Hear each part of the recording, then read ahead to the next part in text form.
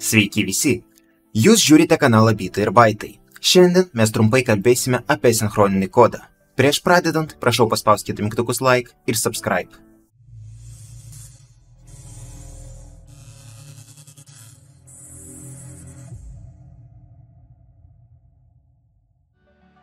Jeigu darbo pokalbio metu jums užduoda klausimą, kas yra asinchroninis kodas, jokių būdų negalima sakyti, kad tai yra multitradingo kodas.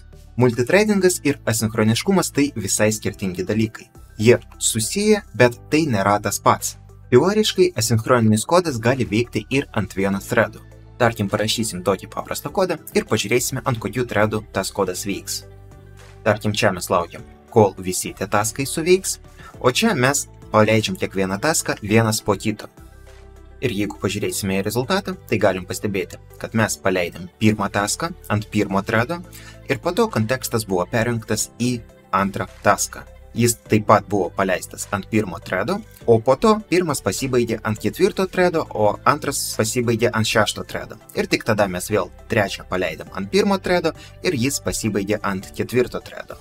Tai kai pas mus suveikė awaitas, mes sakome, kad viskas, mes padarėm tiek darbo, kiek galėjome, dabar mes turime palaukti, kol neįvyks kažkoks kitas dalykas, kol pas mus neateis atsakymas kažkoks ir tik tada laisvas thredas paims tą darbą ir tą darbą galės pabaigti. Bet jeigu mes pažiūrėsime čia, tai pas mus pirmas thredas buvo laisvas, jis paleidė pirmą taską ir po to buvo laisvas ketvirtas thredas ir jis pabaigė pirmą taską, po to jis pradėjo antrą, pabaigė antrą, pradėjo trečią ir pabaigė trečią taską. Tai beveik kaip aš ir pasakiau, mums užtenka vieno thredo, kad padaryti asinchroninį kodą.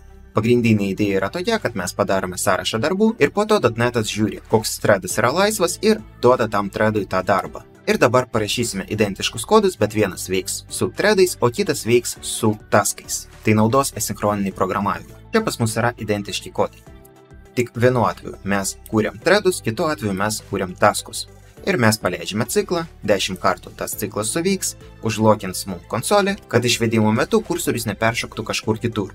Mes nurodome, kur kursorius turi būti, išvedam informaciją apie dabartinį thredo ID, kuriame threade dabar yra pas mus vykdomas kodas, ir sakom, kad dabar mūsų thredas gali pamiegoti iki pusės sekundės. Lygiai tas pats ir čia, tik mes sakome, kad taskas gali palaukti iki pusės sekundės.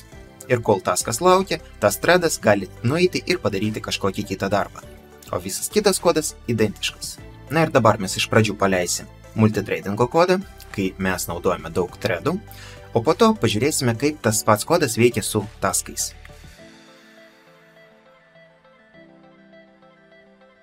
Tai kaip jūs matote, kiekviena iš tų funkcijų veikia ant tam tikro thredo visą laiką. Kai pradėjo, taip ir pabaigė. Jeigu pradėjo ant 10, tai ir pabaigė ant 10. Jei pradėjo ant 5, tai ir pabaigė ant 5. Bet jeigu mes lygiai tą patį kodą paleisim asinchroniškai, tai mes galim pastebėti, kad visi taskai prasidėjo ant pirmo thredo, po to jis galėjo pereiti į 17, 18, 15 arba dar kažkokį kitą ir po to .NET'as matė. Tarkim, mums reikia pratesti tą taską, pas mus yra laisvas 15 thredas. Mes tą taską atidodam 15 thredui. Ir taip toliau. Ir kaip jūs matote, mums užteko, galima sakyti, 4-3 thredų tam, kad vykdyti 10 taskų. Tai ir yra pliusas sinchroninio programavimo. Mes pasakome, ką reikia padaryti, kokios užduotis, o .NET'as pats sprendžia, ant kurio thredo tai daryti. Ir toliau, jeigu jūs atsakėte į tą klausimą, gali pradėti klausti apie tai, o kaip veikia taskas, kas yra state machine, kas yra resursų monitorius ir taip toliau. Tai jeigu mes pažiūrėsime, kaip tas kodas yra dekompiliuojamas, mes pamatysime beveik tą patį kodą.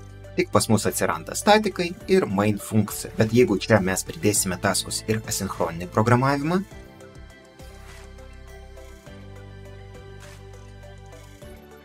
ir jau asinchroniškai išvesim tą informaciją, tai pas mus bus visai kitas rezultatas decompileryje.